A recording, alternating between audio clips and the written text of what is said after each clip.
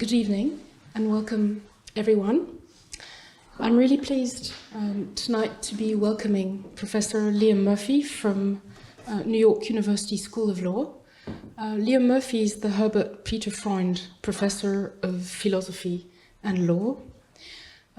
He's been awarded numerous fellowships and prizes in the past, including the Columbia Society of Fellows in Humanities, Harvard Society of Fellows, and the National Humanities Center. Just a month ago, he was elected to become a member of the American Academy of Arts and Sciences. So, as a philosopher of law, Liam Murphy specializes in legal philosophy, obviously, but also moral and political philosophy. And as you'll hear tonight, the connections between the three kinds of philosophy are really central to his work. Topics of his publications range from abstract questions in moral philosophy to very or more concrete issues of legal and economic policy, such as tax policy, on which he's written quite a lot. A central theme in Liam Murphy's work is that legal, moral, and political theory cannot or can never be pursued fruitfully independently of one another. They are, in fact, and we'll hear this today again, different dimensions of a single subject. And this is particularly evident in a book he published in 2014, which you may know, which is called What Makes Law, because that book's argument locates the traditional philosophical issue of the grounds of law, so the factors that determine the content of the law in force, within all sorts of broader issues of political theory. Much of his work has been in the field of private law theory, although, as I mentioned before, he's returned recently to tax policy, writing a new paper with Tom Nagel on wealth taxation. At the moment, Murphy is currently working on a new book project that concerns the connections and differences among the justifications of practices, including legal practices, and the moral requirements that apply to individuals, collectives of individuals, and states. His lecture today, and you can see the title here on the screen, is called The Legal Practice and the Responsibility of Individuals, and it will explore the questions of how we should understand the ethical tie between individuals and legal practices that are justified in terms of the social good produced by general compliance. So I'm extremely grateful, we are extremely grateful here at the Collège de France, Liam, for you accepting this invitation, and for strengthening at the same time the ties between the Collège de France and NYU. Your lecture is indeed the first lecture in a new series of lecture that inaugurates the new cooperation convention between our two institutions. So thank you so much for accepting our invitations. We're really thrilled to listen to you. Thank you. Merci beaucoup, professeur Besson. C'est un grand honneur et plaisir de présenter cette conférence au Collège de France. Mon seul regret est de ne pas pouvoir le faire en français. And those two sentences will convince you that I made the right choice. Nevertheless, I'm grateful to Professor Besson for the linguistic exception, and even more so for the very kind invitation, and I'm grateful to all of you for coming. So to my lecture. Rousseau remarked in The Social Contract that individuals relate to the sovereign or state in two different ways. As citizens, they collectively make up the sovereign, but they are also subject to the laws of the state. And this duality of roles, the people both as governed and as in some sense responsible for governing, is not unique to a democratic account such as Rousseau's. In Hobbes's famous frontispiece to Leviathan, we see that the king is made up of a multitude of individuals. Despite his obsession with the need for the sovereign to have absolute power, Hobbes was well aware that coercive force from the state alone could not sustain a stable polity. The subjects need to accept the constitutional order from their own point of view. They need to be a bit like Rousseau's citizens. and this is my topic. Legal practices and the legal system, or state as a whole, require support and buy-in from individual subjects if they are to flourish. This evidently gives us individuals some kind of ethical responsibility for legal practices. But what is it exactly? And before I go on, I should point out that I use the word responsibility in this lecture more or less synonymously with duty or obligation. It's a forward-looking notion. I'm not talking about backward-looking responsibility we might think of when we're talking about criminal responsibility. Okay. So the legal practices I have in mind include all of the doctrinally distinct parts of private and public law, such as contracts, property, and the criminal law, but also at the limit, the entire legal system of some particular jurisdiction or of the international community. What is it for a legal practice to be justified? There are actually at least two importantly different questions of justification. The first, traditionally referred to as the question of legitimacy, is the question of whether coercive enforcement of the practice is morally permissible. This issue is usually posed for legal systems as a whole rather than discrete areas of law. Some philosophers have found a very tight connection between legitimacy and the moral responsibilities of individuals. I don't find these views particularly plausible, but I won't say any more about that here because my focus is not going to be legitimacy, but a different kind of justification of legal practices, which I will refer to as evaluative justification. Some of these distinctions are on the handout that I put together. I didn't want to put too much content on slides because I find that distracting, but some of the stuff is on the handout and you can look back if it's not clear what I'm saying, but you think maybe I said something about it earlier. So the evaluative, as opposed to the question of legitimacy, the evaluative question of justification asks whether the practice is a valuable one whose continued existence is a good thing. If the practice is thought to be valuable, its value might lie in the fact that it promotes justice or welfare or protects rights and enforces duties or something else. The evaluative question applies not just to legal orders as a whole, but also to discrete legal institutions such as those of contract or property. So my question in this lecture, more precisely put, is that of the relationship between a positive evaluation of a legal practice and the moral responsibilities or duties or obligations of those subject to the practice. Now, it might be thought that the answer to this question is obvious. If it's desirable from the point of view of political morality that the practice continue, it seems immediately to follow that individuals should not try to undermine the practice and should at least to some extent support it where they're in a position to make a difference. Now that's surely right, but it leaves open further questions. In the first place, it's not obvious just how to understand the source, scope, or implications of this uncontroversial duty to support evaluatively justified legal practices. Secondly, these are normative practices. The practices are ones of complying with a normative order, a set of norms or rules.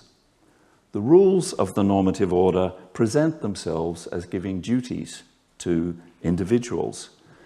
And we can trivially say, since the practices in question are legal practices, that legitimate and evaluatively justified legal practices give participants legal duties.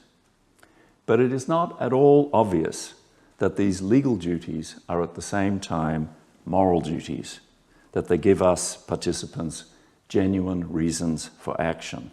So a crucial second question is whether they do. One more distinction before my topic is in proper focus.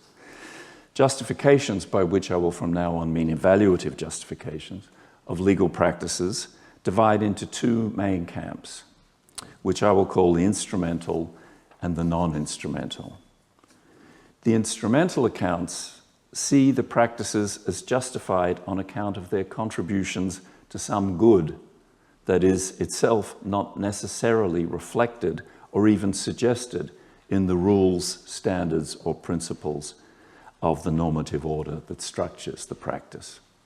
For example, one might, in the manner of John Rawls, justify contract and property law by looking to the role those institutions play in securing social and economic justice.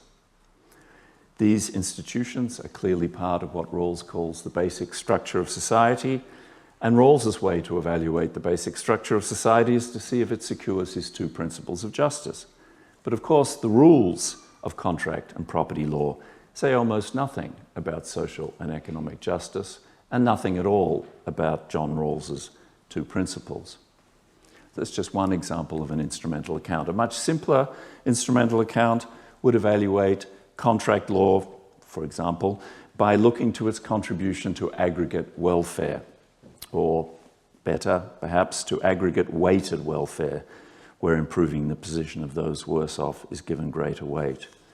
These welfarist ideas are not reflected in the rules and concepts of the normative orders either. Now, an instrumental account could take other kinds of values to be relevant, values that seem more specific to the subject matter of the normative practice in question than justice or welfare do. As one example, perhaps one of the virtues of contract law is that it helps create, quote, a respectful community among moral agents, as one theorist has suggested. And I mention this possibility just to point out that it's important to remember that instrumentalist accounts are not limited in the range of values and considerations of political morality that they might appeal to in evaluating a legal practice. Instrumentalism should not be confused with reductionism, even if the best-known instrumentalist account, totally dominant in law schools in the United States, that of the economic analysis of law, is extremely reductive. But it's important that appealing to values that seem more directly and specifically related to the practice in question in an instrumentalist account is not the same thing as constraining one's evaluation to the surface level normative content of the relevant legal rules. To stay with the example just given, there's nothing about a respectful community among moral agents in the contract doctrine. And that's fine for an instrumental view. No instrumentalist account will treat the normative and conceptual structure of the normative order in question as constraining the kind of values that can be appealed to. Non-instrumental accounts, by contrast, do precisely aim to make moral sense of the internal normative structure of some area of law. So to stick with contracts, I always talk about contracts because it's the area I teach. To stick with contracts, one could hold that the point of contract law is to enforce parties' moral obligations to keep their promises. More plausibly, the point might be thought to be to vindicate the rights of promisees, promisee being the person to whom a promise was made and later broken. Enforcement of contracts through the award of money damages or injunctive relief can be seen as justified by considerations of corrective justice. The idea behind corrective justice is that the remedy does as good a job as possible in undoing the wrong done to the promisee, which is the violation of their right to performance. So non-instrumental accounts, such as corrective justice accounts, have it that the justification of the normative legal order turns on the fact that the legal rights and duties laid out in that order are real, that is, moral rights and duties. They are not, as the instrumentalist accounts all have it, merely legal rights and duties. Merely legal rights and duties, that is, nominal rights and duties, the moral significance of which depends on further argument, and that will take an instrumental form. The plausibility of non-instrumentalism depends, therefore, on the plausibility of thinking that people have real rights and duties of the relevant kind. And this possibility depends, for a given legal order, on the plausibility of thinking that there are, in fact, natural, pre-institutional moral rights that match the legal rights. In my view, this is the case for many of the rights in criminal law, some parts of tort law, the law of civil responsibility, and in the case of many of the rights that are found in legal civil rights instruments. Where there are independent pre-institutional moral rights that a legal practice just aims to enforce, our question of the connection between the justification of the legal practice and the moral responsibility of the individuals is very easily answered. The practices are justified because they enforce real duties or protect real rights which subjects already have. I believe, however, though I can't defend this belief here, that much of private law, in particular the law of property and contract, cannot be justified non-instrumentally in this way because there are no natural pre-institutional or pre-practice contractual or proprietary rights. We must justify these legal practices by their good consequences. Instrumentalist justification is the only option. This makes the issue of responsibility of individuals with respect to the practices and their norms much more interesting and much more difficult. The final refinement of my topic for this lecture, then, is this. What is the relationship between a positive instrumentalist evaluation of a legal practice and the moral responsibilities of those subject to the practice?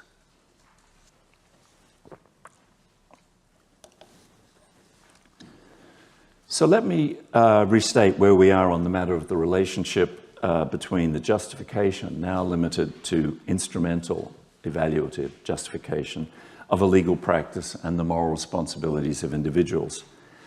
As I said, if a legal practice is justified, then it seems obvious that individuals have some moral obligation not to harm the practice, and at least to protect it to some extent if they can. I noted that this leaves open what the source, scope, and implications of these duties towards the practice are. It also leaves open whether there is any ground for thinking that the justification of the practice and its normative order entails that the duties and obligations of the normative order are real moral rights, moral duties and obligations. So I turn to the second of these issues first. Are the rules of legal practices moral rules if the legal practice is justified? Now, I've already stipulated, for the sake of my argument, that some legal practices, in particular those of property and contract, do not mirror independently existing pre-institutional moral rights and duties because there aren't any. The question now is, do the rules of justified legal normative orders of this kind somehow become, by reason of that justification, moral rules? Does the justification of the normative order turn the rules of the normative order into moral rules with the same content? I can take it we can all agree that it doesn't immediately follow from the fact that good comes from general compliance with the norms of some practice, that those norms are moral norms. We need some argument to get us to that conclusion. It doesn't immediately follow, for example, from the fact that in breach of contract, a legal wrong is done to the promisee that something morally wrong has been done. It would presumably be morally wrong to do that which will undermine the valuable practice of contract law, but run-of-the-mill breach of contract doesn't do that. Also, depending on the circumstances, in particular whether there's been reliance, it may be that breach was morally wrong for causing actual harm to the relying promisee. But reliance isn't always present. The mere fact of breach of the legal duty does not mean that there has been a breach of a moral duty with the same content. Still, don't people have a general moral duty to comply with legal duties? So in the case of the duty, for example, not to assault someone, there are in effect two moral duties in play: the independent moral duty not to assault and the moral duty to comply with the legal duty not to assault. In the case of contract, as stipulated, there is no independent moral duty to perform, but is there not still a moral duty to comply with the legal duty to perform? This is the challenge. I'm skeptical of a general pro tanto duty, moral duty to obey the law, as I'll explain shortly. But even apart from that, a general duty to obey the law wouldn't turn legal duties into moral duties with the same content. A general duty to obey the law would be grounded in some systemic consideration, turning on consent, fairness, treating others as equals, or some instrumental consideration of the good done in securing justice or welfare or other goods. None of these systemic arguments, or arguments that look to the systemic effects of general compliance, could transform a legal duty that a promisor owes to a promisee into a moral duty owed to the promisee. In other words, the moral duty to obey the law, if there is one, is owed to everyone, or to the state, or to no one. The duty to perform contracts made is owed to one's promisee. So we're looking for a philosopher's stone that will transform the rights and duties that provide the normative structure of justified legal practices into moral rights and duties. One suggestion, appropriately magical in nature, is the following: it would be better if these conventional legal rights and duties were moral rights and duties. Therefore, they are moral rights and duties.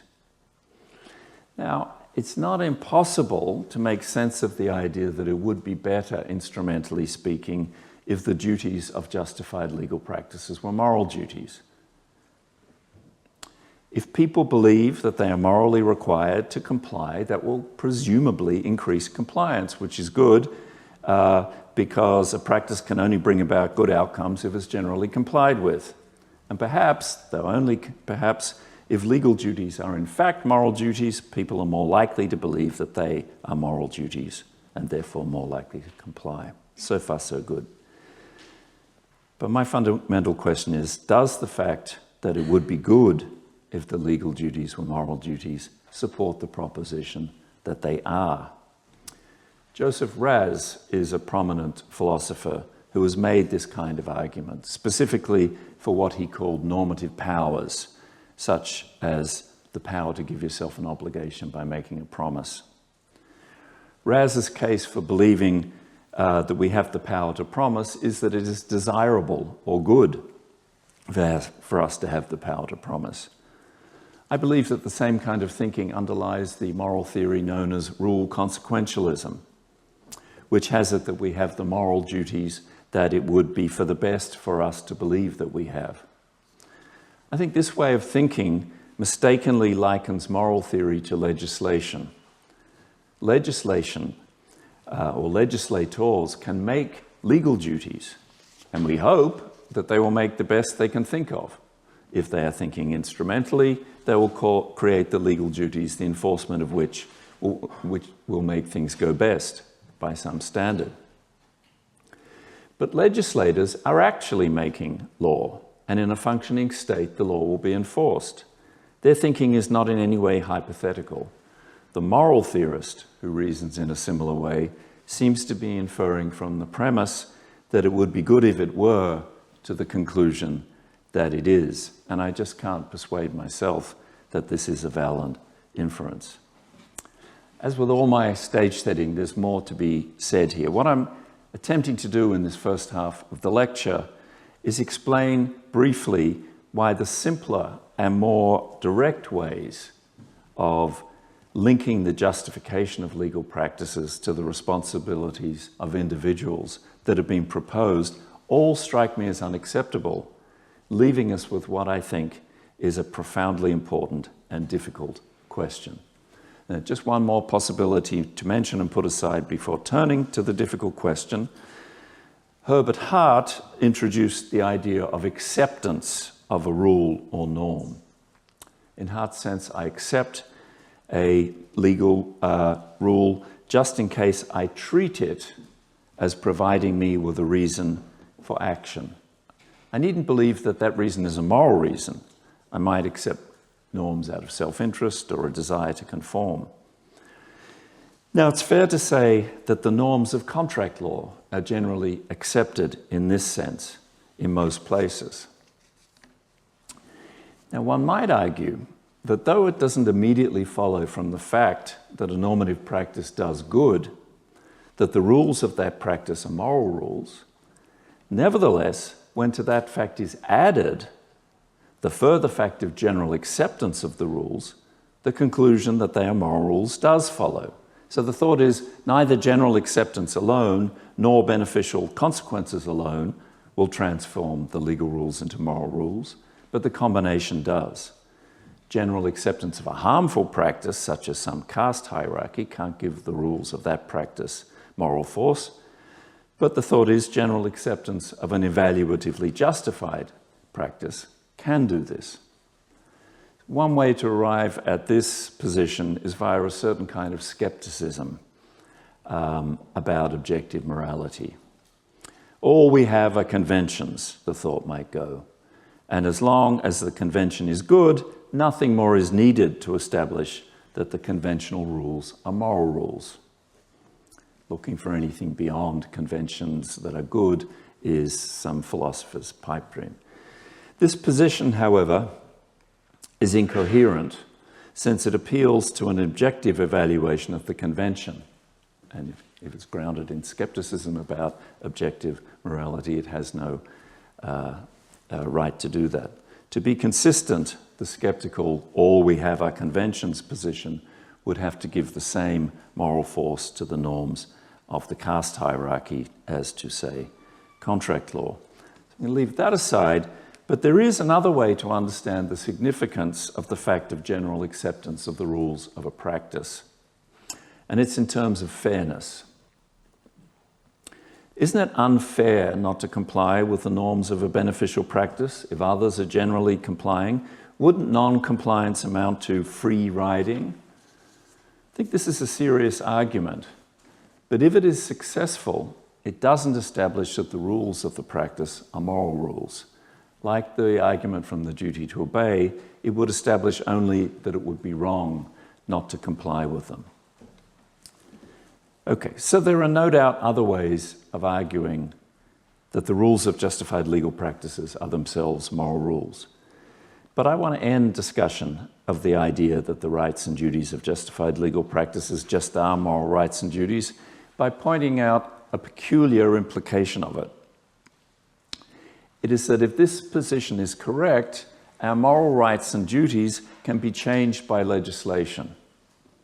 Some may find that an acceptable conclusion, but I don't. I think a much more palatable claim is the much weaker one that it is always morally required to comply with legal rules if they are part of evaluatively justified practices. It's always morally wrong not to fulfill one's legal duty or respect others' legal rights. On such a position, change in the legal order of rights and obligations doesn't change our moral rights and obligations. The standard moral duty to comply with the rules of justified legal practices would be unchanged. Its application would just be different. This, as I say, is a much more palatable position. But my next question is, do we actually have a standing moral duty to comply with the rules of justified legal practices? As I've said, if a legal practice is justified, then it seems obvious that individuals have some moral obligation not to harm the practice and also to protect it, at least to some extent. Philosophers usually refer to this as political obligation, and I will from now on often use that shorthand too. It just should be remembered that while political obligation is usually thought of as applying to the state or the legal system as a whole, I'm also interested in the obligations we have towards justified discrete legal practices such as contract law. Now, as noted, the obvious fact that we have political obligation with some content leaves open what the source, scope, and implications of that obligation are. If we investigate each of these three dimensions, we may be able to answer the question whether it is an implication of political obligation that we have a standing moral duty to comply with the rules of justified legal practices. Let's start with the most basic question, that of source. Once again, in order to arrive at the difficult question that interests me, I'm going to have to set aside several possibilities with that argument, though the arguments are all well rehearsed in the literature and I'm happy to talk about them. So I'll set aside arguments grounding political obligation in actual consent, in joint commitment, associative obligations, considerations of fair play, though I will return to fair play in a moment. I'm going to limit myself to the most natural kind of argument concerning the responsibilities of individuals with respect to instrumentally justified legal practices, which is that we, each of us, are required to promote the very same good things that the practice promotes and in virtue of which it is justified. As we saw, Rawls positively evaluates legal practices if they are part of a set of institutions that secure justice. It's not surprising then that his name for the duty individuals have with respect to those practices is the natural duty of justice. Similarly, a utilitarian who justifies practices in virtue of their contribution to general welfare understands political obligation as a duty to promote the very same thing. Now, I've left open the range of values that an instrumental justification of legal practices might appeal to. What they all have in common, however, is that practices are justified as a means to some set of goods. And so the entirely general label for the ethical tie between legal practices, thus justified, and the ethical responsibilities of individuals is a duty of beneficence. That is, a duty to do good.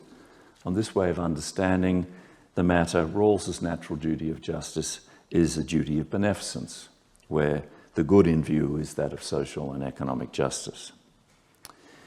Though the most natural source of political obligation with respect to instrumentally justified legal practices is a duty of beneficence, this approach faces striking difficulties when it comes to scope and implications, and the remainder of my remarks explores those difficulties.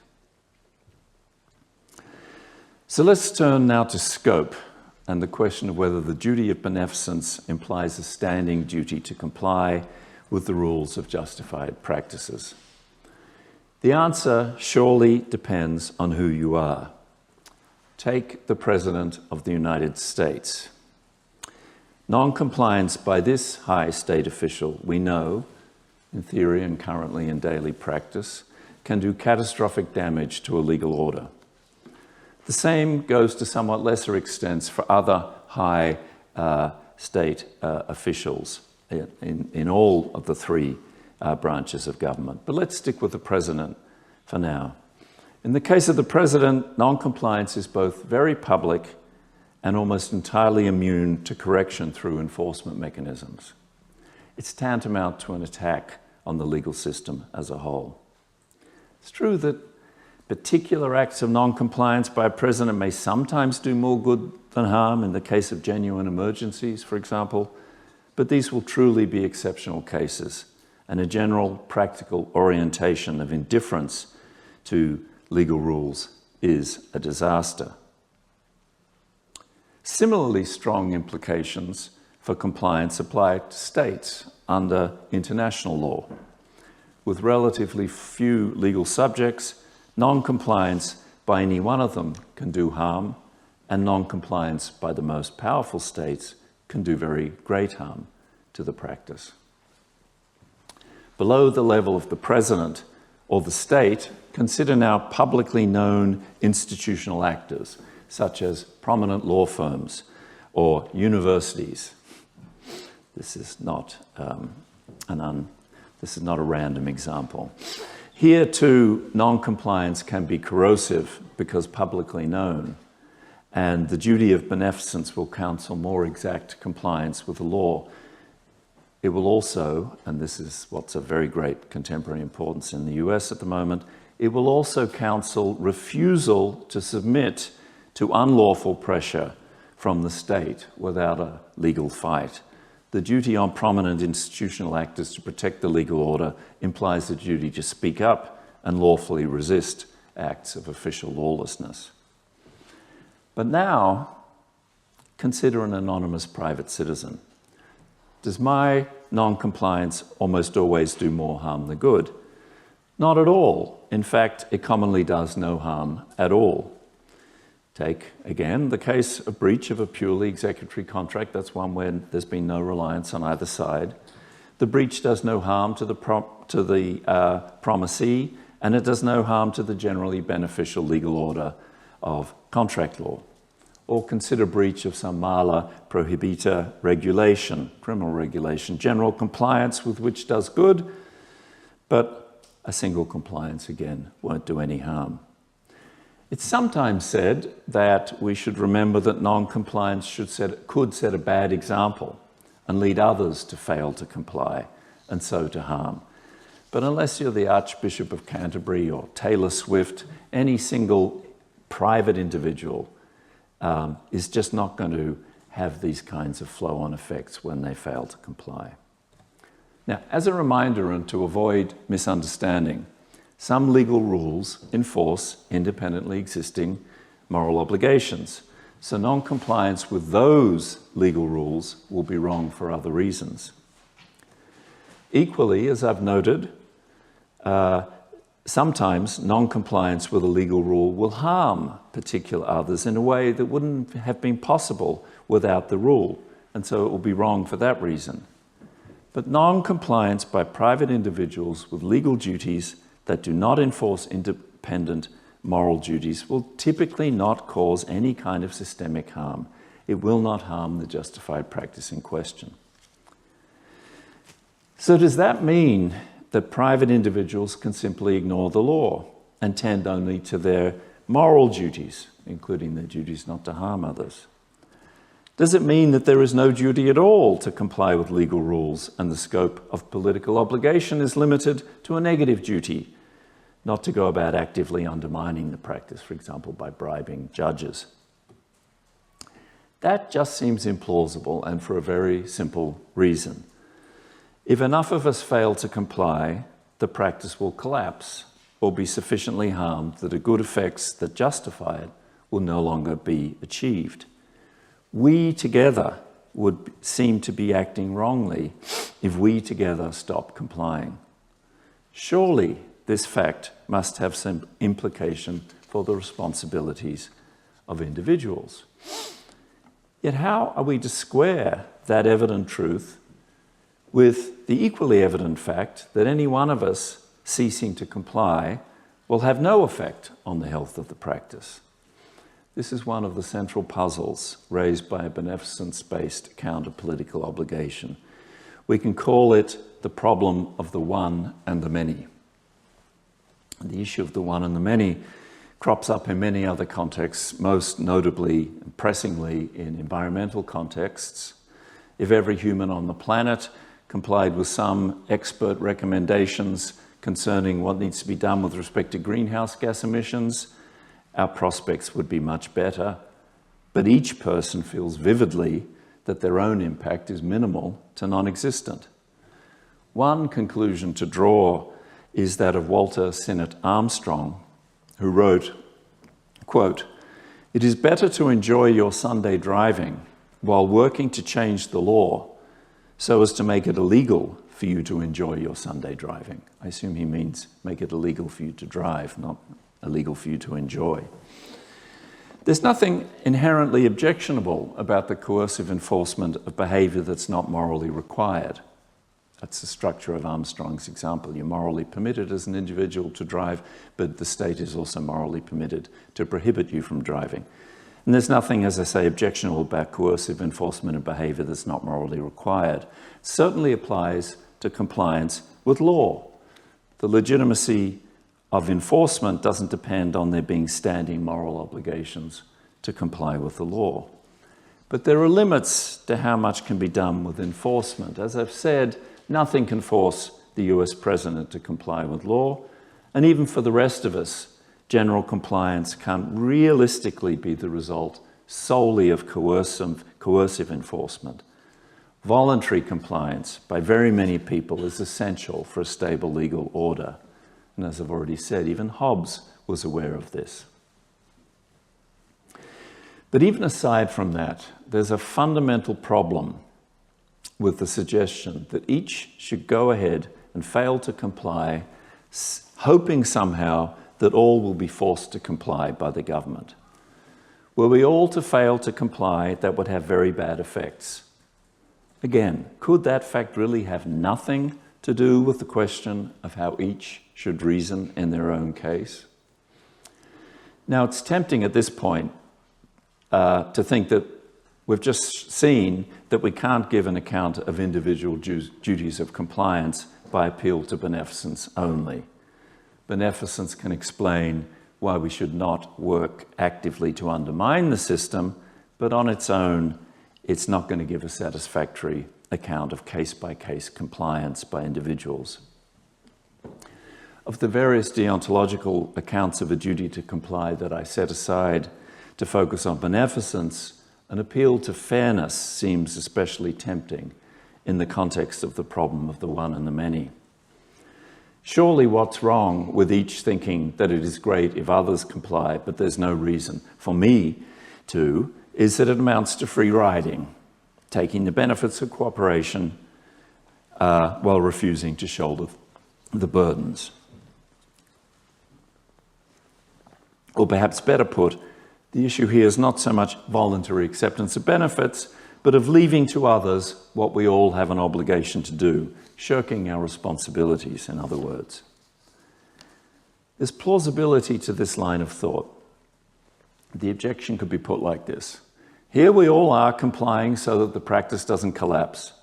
It's true that your non-compliance doesn't in itself make any difference, but it's still unfair of you to make an exception for yourself when you know that it would be a disaster if we all did. Or perhaps, rather than appealing to fairness, we should say that making an exception for yourself shows a lack of solidarity with respect to a goal that by hypothesis we all share. And this certainly rings true, and it seems to me to be part of the truth. But I believe that it can't be the whole of the truth. Suppose a situation of increasing non-compliance and a threat to the stability or effectiveness of justified legal practices. Would our main moral thought be that there's a breakdown in solidarity? Or suppose a situation where a valuable practice has fully broken down and no one is complying anymore. That's a bad situation, but there's no issue of solidarity or unfairness. The problem is that something good has been lost. The practices are justified by their good effects. We are assuming that people have obligations of beneficence. Is there really no way of connecting these two dots? Now, the solution to the problem of the one and the many, I believe, after thinking about this problem for about 40 years, I believe, for the time being, is to acknowledge two perspectives on our actions and their effects. There are the individual effects, the effects of my acts considered on their own. These effects, in the case of compliance with the rules of legal practices by private individuals, are morally insignificant or non-existent. And then there are the effects of the acts of groups of which I am a part. I should consider not just the effects of what I do as an individual, but also those of what I do together with others. Though he later changed his mind, I believe that Derek Parfit was right to say, even if an act harms no one, this act may be wrong because it is one of a set of acts that together harm other people. Now, Parfit, in his book Reasons and Persons, gave an example to illustrate this thought, a very famous example of the so-called harmless torturers. In this example, 1,000 torturers each press a button that causes no perceptible difference to the pain level of each of 1,000 victims, but the collective effect of the 1,000 torturers each pressing their button is to cause severe pain in the victims. If we assume that each torturer causes no harm by pressing their button, and so is not for that reason acting wrongly, each does no harm on their own, but each does act wrongly for causing harm together with the others. Now, yes, it's helpful to note that in cases like this, cases, that is, where we together cause harm, but each act considered in isolation does not, in cases like this, it makes a moral difference whether I act with nature or with others. Compare two cases concerning air pollution and automobiles. In both cases, it's true that no individual driver causes the particulate level in the atmosphere to increase enough to count as harmful. But the cases, my imaginary cases, differ in a crucial respect. In one case, 1,000 drivers together cause harmful particulate levels. In the other case, only one person drives, but the particulate level is the same as in the first case because of a forest fire or bushfire. On the view I'm defending, each driver acts wrongly in the first case, where they act together with others, but not in the second, where they act together with nature. It's also helpful to note that these kinds of cases involve an intransitive relation. A transitive relation is one like is taller than. If B is taller than A and C is taller than B, C is taller than A. In the harmless torturer's case, the relation is no worse than with respect to pain is intransitive. If it were transitive, then if the pain is no worse after one button is pressed and no worse after a second pressing, it would also be no worse after a third, and so on and so forth. But that's not how it works. If we imagine each torturer pressing their button in turn, then after each pressing, the situation for the victims is no worse than it was before that pressing. However, after some number of pressings, say 10, the pain is worse than it was 10 pressings ago, though not worse than it was one pressing ago. This means that no worse than is here intransitive. And this is similar to the intransitivity of is or looks the same color as we move in small steps across a color gradient where the shade changes very gradually. I'm afraid on that slide the shade doesn't seem to be changing at all, but it's supposed to be a darker red on the right and a lighter red on the left. If you make very small hops, you'll say same color, same color, same color, but then after a certain number of hops, you'll look back at where you started and say, oh, it's different from that color. That means is the same color as is intransitive. Now, the idea of if each doing nothing wrong considered as an individual, yet each acting wrongly together with others, is, I readily admit, very puzzling. It's tempting to resist it by saying that if what I do doesn't make any difference, I just can't be part of a group whose acts together do. If one torturer fails to press the button, that won't reduce the harm. So in what sense could they be part of a group that causes harm? 0 multiplied by any number still gets you to 0. But of course we know that this line of thought must be mistaken because everyone can reason in that way, and yet the fact remains that there is a group that causes harm. To see what's going on here, we just have to note that if enough others press rather than not press their buttons, that will make a difference. As against any baseline number of pressings, there is a minimal number of additional pressings that together would make the pain worse. We've supposed the number is 10. So each torturer considering whether or not to press their button is a member of many possible groups of 10. If all the members of one of those groups of 10 might either press or not press, then each torturer has a reason not to press, lest they be part of a group that together makes things worse. So where does all that stuff about Parfit's example leave me as I think about whether I should perform my contract just because performance is required by valuable legal practice?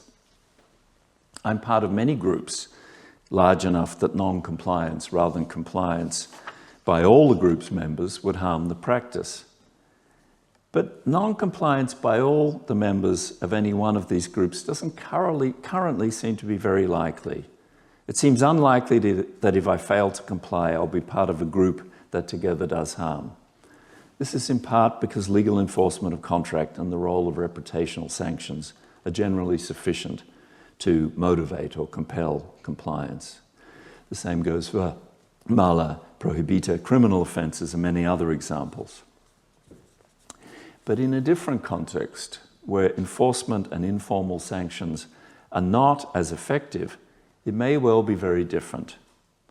Different in that we will have to rely more on moral motivations to secure compliance, and it may become quite likely that a group of people large enough to harm the practice will switch from compliance to non-compliance. In that situation, I would have reason to comply, lest I be part of a group whose non-compliance harms the practice.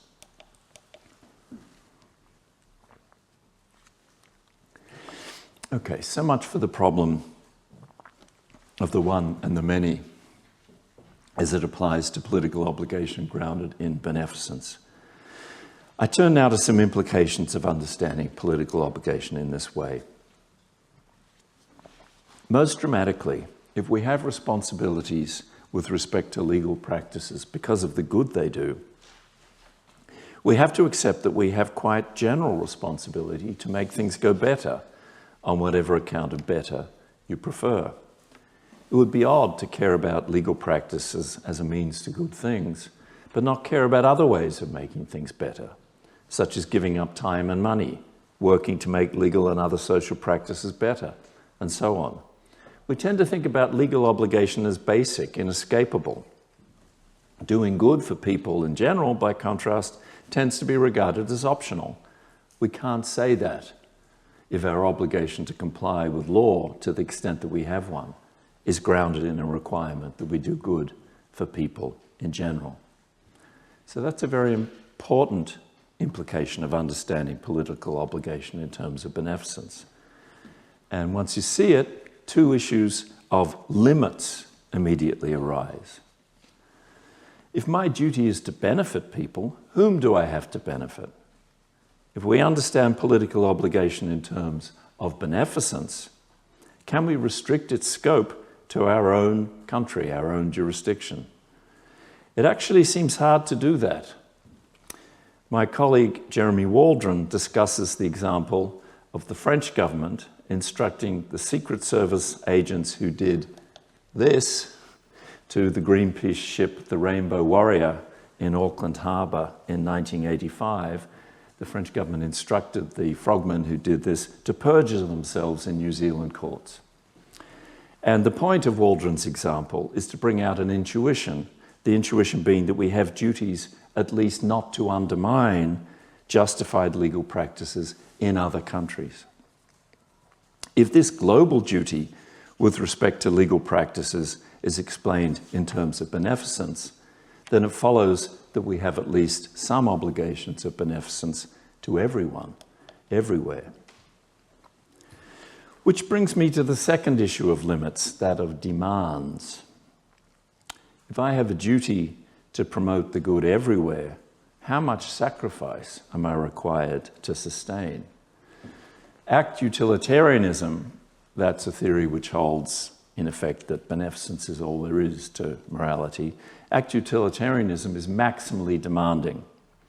I am to sacrifice up to the point where further efforts would burden me more than they would benefit others. No limit, in other words.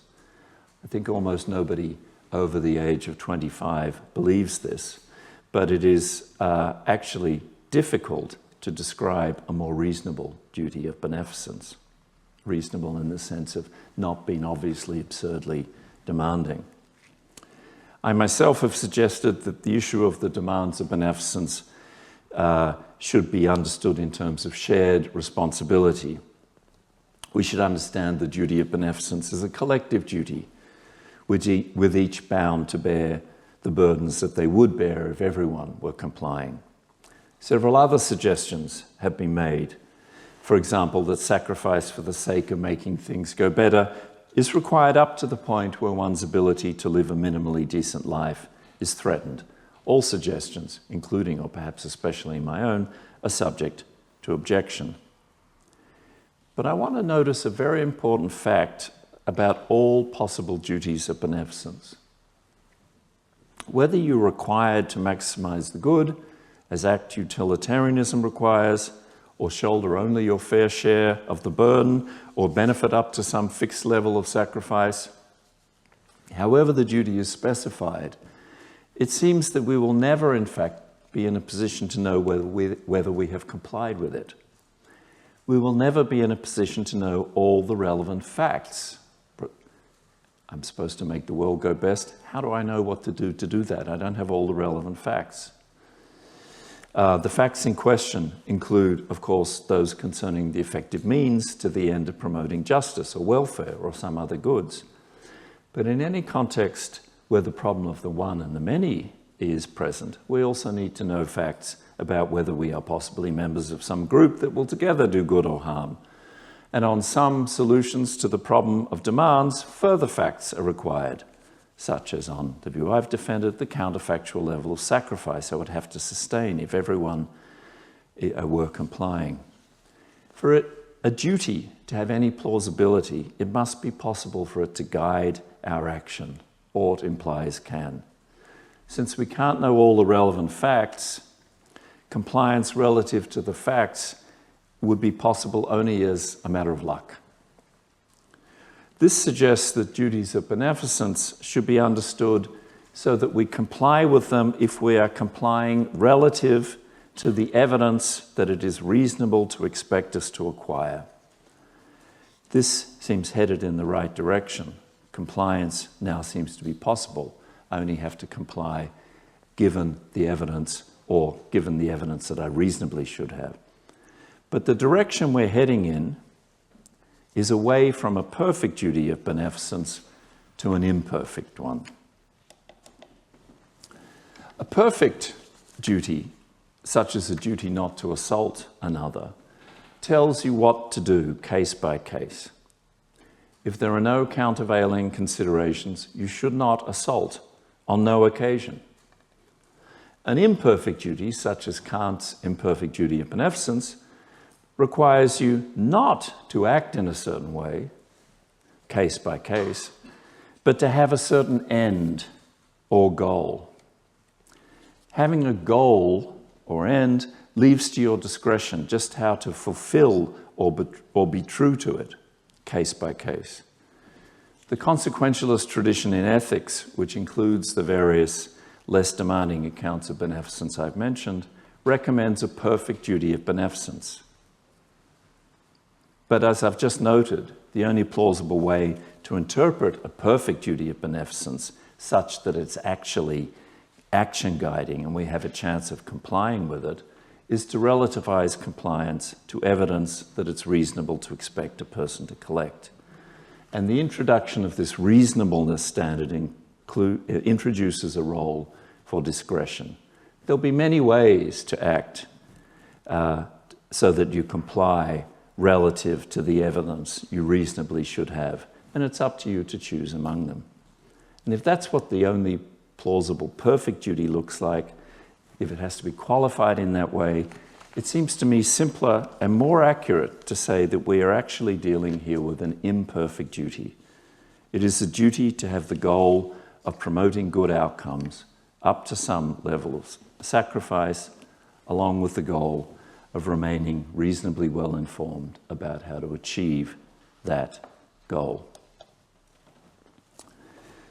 So my final section. I've noted that if we explain political obligation in terms of a duty of beneficence, we have to accept that the scope of the duty reaches far beyond the particular issue of legal practices. But legal practices are my focus. I should now ask specifically what an imperfect duty of beneficence, with a content that in some way responds to the issue of demands, requires of us with respect to justified legal practices. It's been clear all along that we should not harm such practices. It's hard to imagine that greater good can come from some private subject trying to undermine the legal order by trying to corrupt prosecutors or judges. But what about the question we've been trying to answer for the last half hour or so, compliance with the rules of the practices? The goal required of us by the imperfect duty of beneficence is to promote the good. Compliance with any particular legal rule relates in a very complicated way to that goal. It is difficult to assess the contribution of compliance with any discrete legal rule or in any discrete practice, such as contract law, to large goals such as justice or welfare. One of the great insights of Rawls is that legal institutions must be judged as a package, as parts of the basic structure of society. It is the basic structure as a whole that we may hope will do good. Now that suggests that an appropriate practical orientation towards legal rules as a means to achieving some social good should not be too discriminating.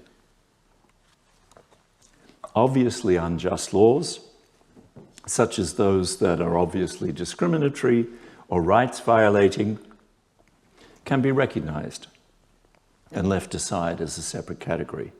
There's no moral reason to comply with them. But for the rest, including private law, mala prohibita, criminal law, and ordinary regulatory requirements, we are not in a great position to know whether compliance in fact contributes to the good or not. All that said, it surely remains the case that my individual non-compliance, considered on its own, will only rarely cause any harm. My individual non-compliance as an anonymous private citizen. However, it's harder to know when it might cause harm together with others. And so my final, very speculative suggestion is that when general compliance by others becomes less reliable, such as in the current phase of US history, where respect for law is starting to seem like a quaint, old-fashioned idea, an imperfect duty of beneficence recommends a risk-averse approach. In a situation of increasing likelihood that my compliance will make me part of a group whose joint non-compliance causes harm to justified legal practices, it seems plausible that the goal of promoting the good recommends a subsidiary goal of generally complying with all not obviously unjust legal rules. Thank you.